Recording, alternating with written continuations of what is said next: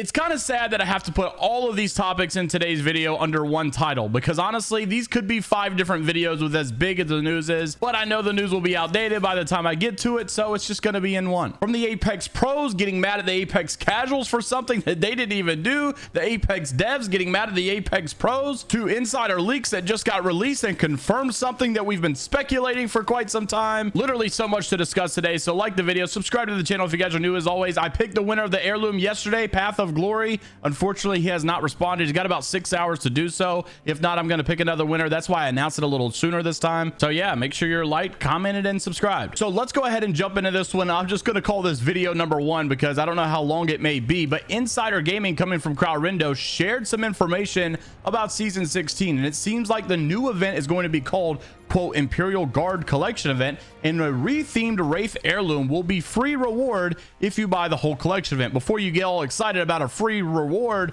that's the title and description that they use pretty much for all of these collection events. Basically, if you buy the entire event, you get a free heirloom, or you get a free reward at the end. It basically just means you have to buy the $160 heirloom. Even coming from the quote of the InsiderGaming.com article, it showed all of this, and I think it's pretty interesting, but I also think it makes more sense now because we did cover the whole leaks about the Wraith Heirloom recolors, and we thought how cool it was. But we also were kind of aggravated. Look, if they take the same exact heirloom and just put a new color on it and they charge another $160, we might be upset, but it looks like that's exactly what they're going to do. The thing is, though, if they want to bring this new item, if they want to bring this new event, that is all fine and dandy because it's their game to do so. And if people want to spend the money, it's their money to do so, and they can justify it if they want to. But with all of their cards being shown, can we just please finally all agree that this game should not be excused as a, quote, free game, as a means to excuse the lack of effort in other departments? Like, instead of paying $60 every year like we used to do with the old Call of Duty games and like $20 DLCs every, what, 3 or 4 months, countless customers have been paying $160 every 3 months for the new heirlooms, and now we're at the state with this season where those same customers are paying all of those same premiums, except for this time it's not once every 3 months,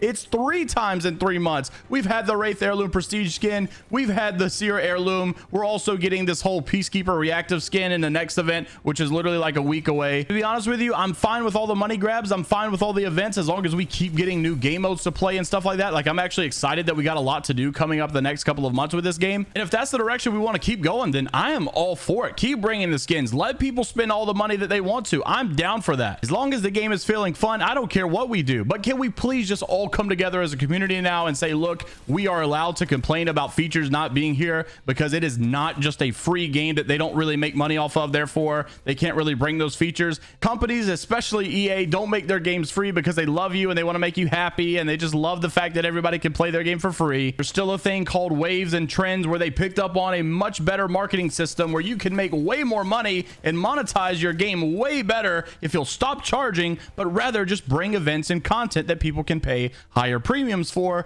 skins in the game. Like I said, I'm fine with all of this stuff. I just cringe at the people that try to back them up and say, oh, it's a free-to-play game, they can't help it. Regardless, definitely some interesting news to say the least. Also wanted to mention, coming from Crowdrindo, he did actually give us a little bit of an update. If you guys have been having some issues with like bugs or updates or nerfs, and it's like, what's going on? Why are all of these changes taking place? Half of the stuff wasn't even in the patch notes. Crowdrindo said a new bug fix update is planned for January the 23rd. So if you guys have had any bugs that you've been experiencing, we've even talked about the Seer nerf that we've been seeing. Apparently, like, his nerf is already in the game, where if you're scanning people with the ADS, there's like a big audio noise cue that plays, and so people have noticed that, and it wasn't in the patch notes as well. I don't know how all this stuff slipped through. Apparently this is part of the stuff that will be coming in the ALGS update after the LAN is over. I would imagine that, along with any other issues that have been in the game that have not supposed to have been in this early or just simply were bugs, they will be updated and fixed January the 23rd along with everything else. Now, this is where the news gets fun, where you can really sit back, relax, grab your popcorn, grab your Glytch energy using code JMeyels at checkout to get your 20% off, and you can really just start to enjoy the news here. This was coming from Hodge. Thank you for tagging me in this over on Twitter, bro.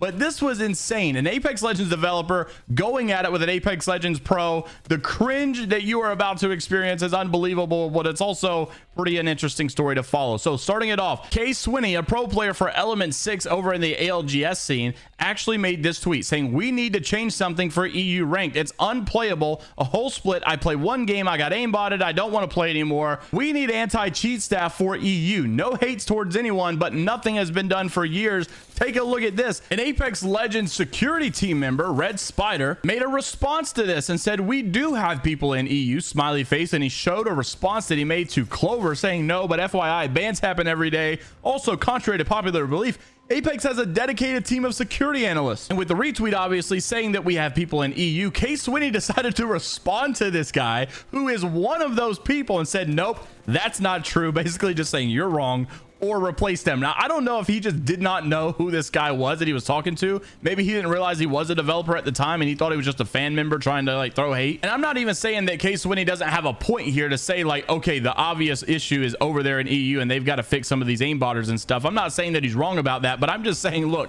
it's crazy that you're going to look at Dev in the face and say you are wrong about what you're saying about your game, about your department that you work in. Conversation goes on and he continues to say things like this. What he could have said: "Hello, I know you are grinding. I'm part of the anti-cheat staff in EU. You have a problem, you can contact me. Hideouts has been ongoing every NA streamer chat. It's not that hard to do for an EU streamer too." Instead, he just says we have people in EU. I don't know, bro. You guys know my obvious goal is to always bring both sides of the story. I don't really try to side too much unless I feel like one side is obviously very wrong. This is where I feel like the devs make a great point here, and that some of these people just attack all the time. K Swinney said, "Yes, it's my bad if it's interpreted in the bad way. I apologize for it. I was not trying to be mean or anything else. I'm just disappointed." So yeah, Red Spider, like I said, don't take anything personal. It's just really bad for us the last two splits, and you never try to communicate with us. Connor Ford Hideout said, "Look, he doesn't have to communicate with you. It's up to his discretion how he does his job. His first interaction with you, you're already saying, look, you know, you got to be replaced. First interaction with him, you're already telling him that he's wrong and that he needs to be replaced. After the things I see get said to me and the way that I am treated, I encourage him to not be publicly facing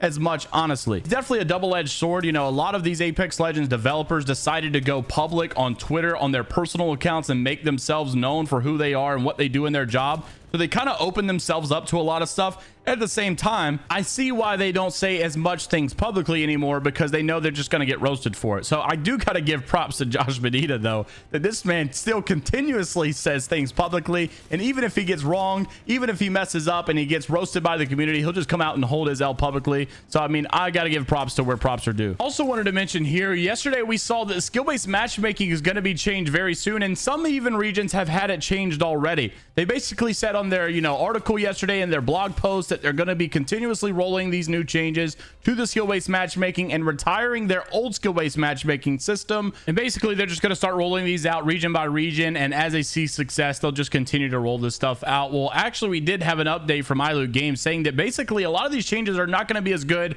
as you might think they are. It may sound like skill-based matchmaking is just going to get continuously better. It's going to be a lot of fun, but it actually might end up being the case where your games are a lot more tighter in skill gap. You're going to be consistently playing against people that are your skill level, and in theory that may sound good. That's probably how it should work, but you're still going to have some pretty sweaty games, and you're not going to be really getting easy dubs as you once were. PvP apparently read the article too and came to the conclusion that Respawn uses player retention of gold players to dictate how the rank system is managed for pred players. A revolutionary idea to separate the two. So obviously still some pros, still some people are upset regarding how the matchmaking is still working for the rank system. But it wasn't just the matchmaking. Also, NRG Sweet Dream saying Apex Legends rank system manages to remove the only consistently enjoyable aspect of Battle Royale, which is the in-game cluster. I miss it, man. Hope it returns soon. It's lame when the last dude of the match just runs into the ring and dies. Sorlex also is basically just saying big end games are so fun and exciting. 6 squads left when Zone 2 finishes. Closing is sad. I don't know why they chose to keep rewarding high kills over placement. It removes the fundamental purpose of Battle Royale, which is to win the game. It's just a sweat fest and everyone makes stupid pushes. And we even saw Nicewig here saying need some big changes. You hear from other players in BR games saying how they come to Apex for ranked. It's time to get it done right. It really would be the factor that separates Apex from the rest like it should be. And I think honestly that is definitely the case. This game's got so much potential, and I think one of the biggest downfalls is that ALGS is so much fun to watch and it's so intense, but the ranked system is not like a one-to-one comparison of what the competitive nature of this game is. And I feel like that's kind of what it should be. Maybe you guys totally disagree though. I'm interested to see what you guys have to say. Honestly, I am hoping for a new rank change update with this new season 16 launch. That is something that's been long overdue. overdue. People were even expecting it last season, so the fact that it still hasn't come, it's got to be happening very soon, and I think many people will probably benefit and probably love the new rank change. So with all of these topics of discussion today, let me know what you guys are thinking down in the comment section below. I have my own hot take today, and that is the fact that ALGS should 1000% have GAs or bans. Top level of Apex and casual ranked are entirely different games. They just are. You can't address the issues of the pros and change the game for the rest of the population too. GAs and bans are very normal in esports and should be embraced. That's my hot take. Let me know what you guys think down in the comment section below. Leave a like on the video, subscribe to the channel if you guys are new as always, and also if we don't get our winner to reach out to us within like 5 hours from now or so, then we're just simply going to pick a new winner for this year heirloom. I'll see you guys in the next one. It's Vibrant Eye, only positivity. Also, big shout out to Minty, Zach Harris, Monston, and Revenant from my streams. They won a big shout out from our stream yesterday. So thank you guys for the love. And until the next time, I'll see you later, Gators.